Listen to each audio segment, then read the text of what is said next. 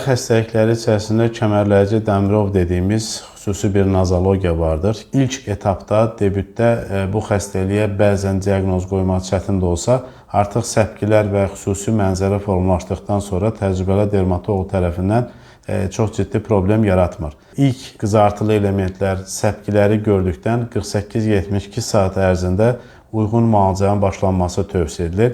Çünki sadə herpes viruslarında olduğu kimi bəzən bunun öz başına sağalması xəstəliyin aktiv elementlərinin itdikdən sonra postherpetik nevralgiya dediyimiz çox şiddətli, aylar, hətta bəzən illər belə sürən sinir ağrıları ilə xəstəni çox narahat etmiş olur.